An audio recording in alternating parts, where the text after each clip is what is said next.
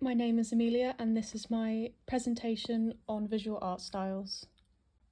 Starting off, an art style is the way someone portrays their subject matter and expresses their vision. It's crucial to define a game's identity and marketability, but can also leave a player confused if the style does not match the gameplay. Modern technology has allowed for people to choose from both photorealistic styles or their own stylization, as it accelerated the progress of computer graphics, processor capabilities, and storage capacities. This means it has enough space and storage for people to create more emphasis on their specific styles in their games. For our first art style, we're looking at isometric art. Isometric art in games is a style where the playfield is viewed at an angle instead of flat from the side or top. This perspective is used to give a 3D effect on 2D graphics, which also means the style requires less processing power since 2D sprites don't need to account for rendering. However, this can also distort the shape and depth of sprites. These games have become popular in role-playing games like Fallout, and this perspective also shows us the evolution of games as we've moved from flat front-facing games to 3D perspectives and so on. Examples of isometric games include Unpacking, Death's Door, and Sonic 3D Blast. Unpacking's made by Witchbeam, and they use the isometric style so that you can view the whole room at all times, so you can think more when placing the different objects. Death's Door is by Acid Nerve and gives a unique perspective on the world that's built in the game. And Sonic 3D Blast is by Traveller's Tales, but also Sega, to give a 3D effect on the 2D game. The next style we're looking at is abstract. Abstract art is a style that does not attempt to represent something accurately, but with shapes, colours, forms, and gestural marks.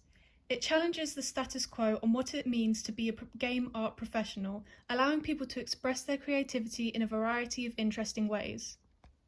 Because it is mainly composed of simple shapes and forms, there is no clear picture of what the elements represent. This means the users must make their own assumptions as they play through the game, allowing them to interpret the game in their own unique way. Depending on the game, this style can either make costs and device usage high or low.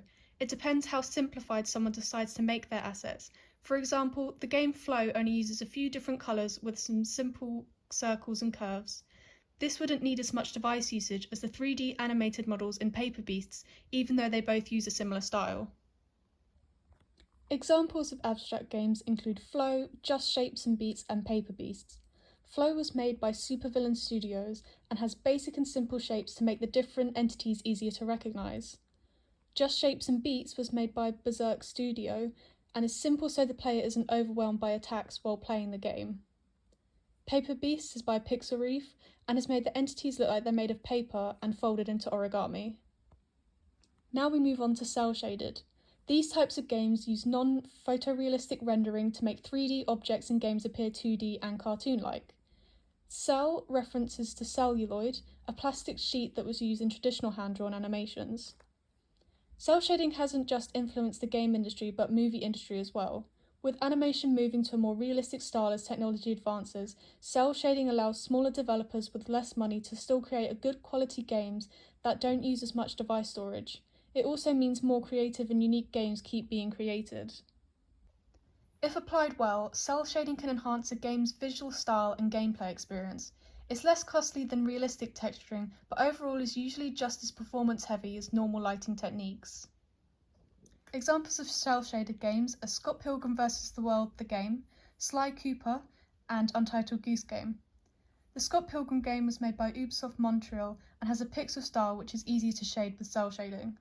Sly Cooper was made by Sucker Punch and uses the cel shading technique to create a film noir feel to match the stealthy spy game.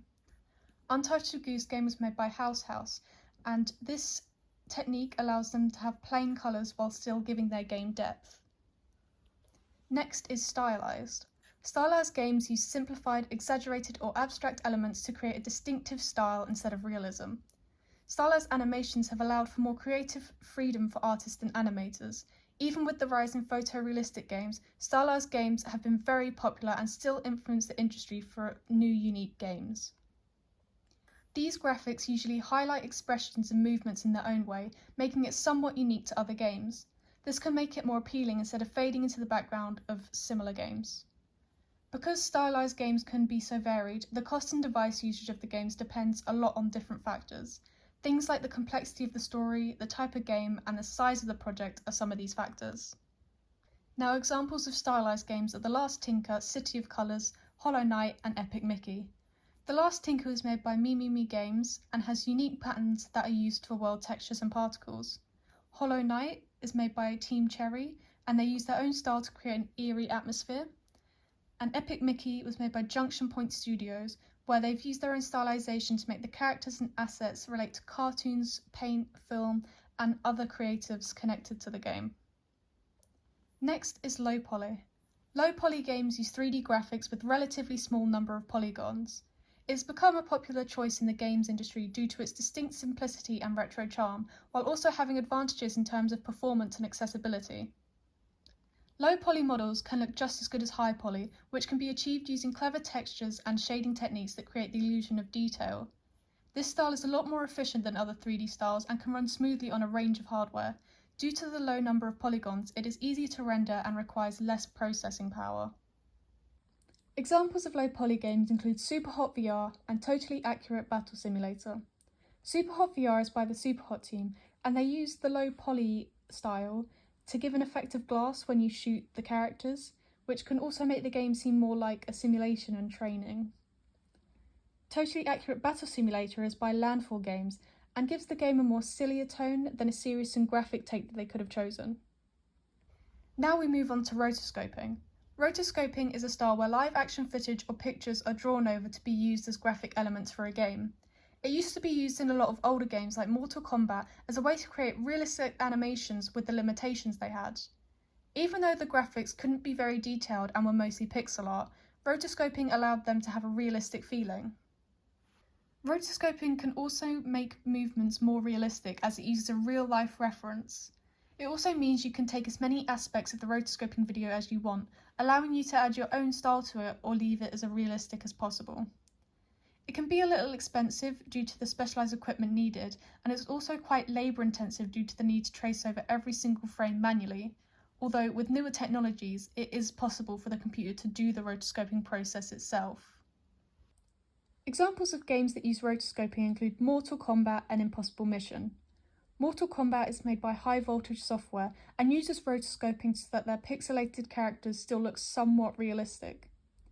Impossible Mission is by EPYX and is used to make movements smoother and more realistic when the character does things like jumps and flips. Now we move on to vector art. As the name states, these games use vector art for their graphics instead of bitmaps.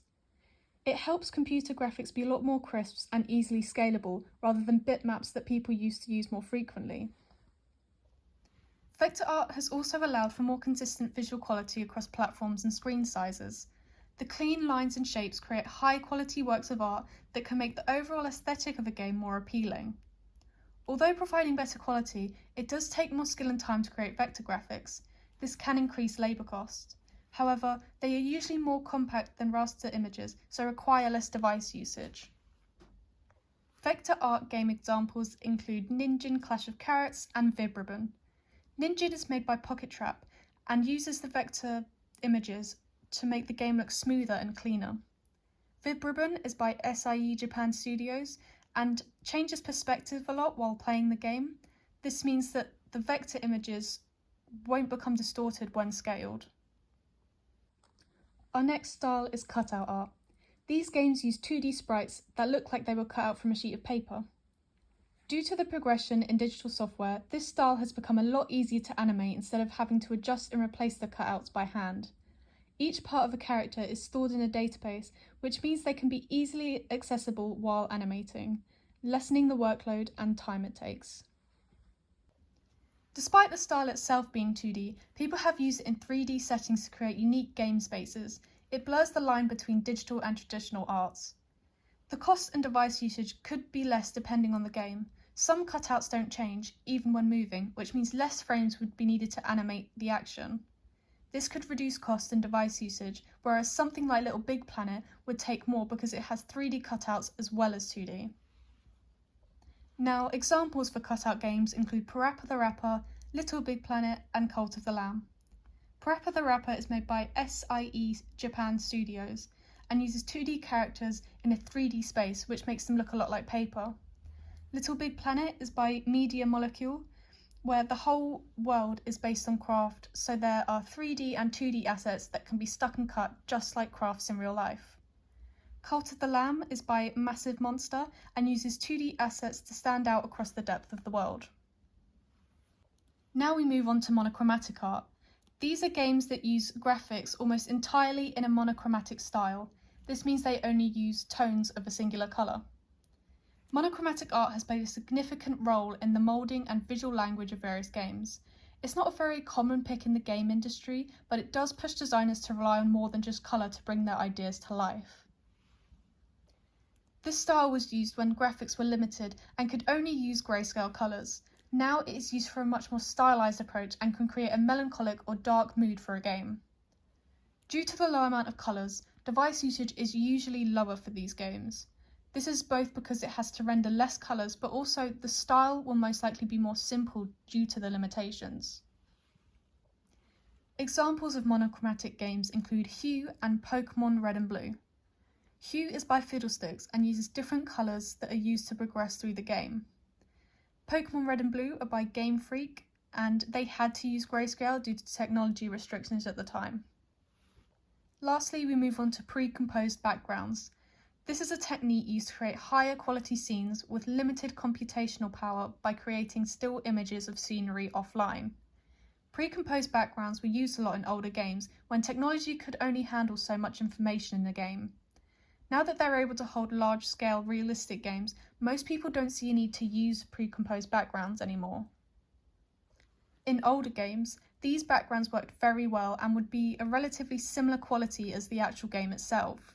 Now that games quality has gotten even better, some of these pre-composed backgrounds look distorted or lower quality, especially in remakes. These backgrounds reduce device usage, as the game won't have to render the background alongside with the area the player is in. Examples of pre-composed games include Oddworld, Abe's Odyssey, and Final Fantasy VII. Oddworld was made by Oddworld inhabitants and uses pre-composed backgrounds so that they can have a detailed background without making the game lag. Final Fantasy VII was made by Square and uses pre-composed backgrounds so that there's less device usage, which helped with the limited technology. Now that we've finished with the game styles, we can move on to concept artists. Concept artists develop the initial visual concepts from a creative brief. It sets the tone and style of the game, which then communicates the game's vision to the rest of the team. They work alongside the producer, art director, and game developer, and during the production of the game, others on the team will use the concept art as a reference while creating assets and models for the game. Concept art is important to help keep a consistent style so designers don't deviate during production. It also helps gain investors as stakeholders can visualize how the game will look. I'm going to run through 3 examples of famous concept artists, starting with Shigeru Miyamoto. Shigeru Miyamoto was born on the 16th November 1952 in Sonobe, Kyoto. He's a Japanese video game designer, producer, and game director, and is well known for working on the creations of Mario and Zelda. He graduated from Kanazawa Municipal College of Industrial Arts with a degree in industrial design. It was made in 1977 when he joined Nintendo. A lot of inspiration drew from his childhood experiences in nature. He used to venture a lot into forests and caves around his home, and his love for manga also led to his initial aspiration to be a professional manga artist. Now we move on to Hironobu Sakaguchi. Hironobu Sakaguchi is a Japanese game designer, director, producer, and writer. He was born on the 25th of November 1962 in Hitachi, Ibaraki, Japan, and is known for creating the Final Fantasy franchise. He graduated from Mito Senior High School before moving on to study electrical engineering at Yokohama National University. However, he dropped out of this mid-course in 1983. He originally worked for Square from 1983 to 2003 before leaving to found the independent studio Mistwalker in 2004. The reason he left was because he was growing tired of his administrative role at Square. Now finally, we move on to Hideo Kojima. Hideo Kojima was born on the 24th of August 1963 in Setagaya City, Tokyo, Japan. He's a Japanese video game designer best known for his work on Metal Gear. He enrolled at university to study economics, which is where he decided to join the video game industry, and he was then hired by Konami in 1986, where he designed and wrote Metal Gear for the MSX2 in 1987. Some of the main things that influenced his early works were Portopia, an old computer game, and his love for film. That's all I have, so thank you for listening to my presentation.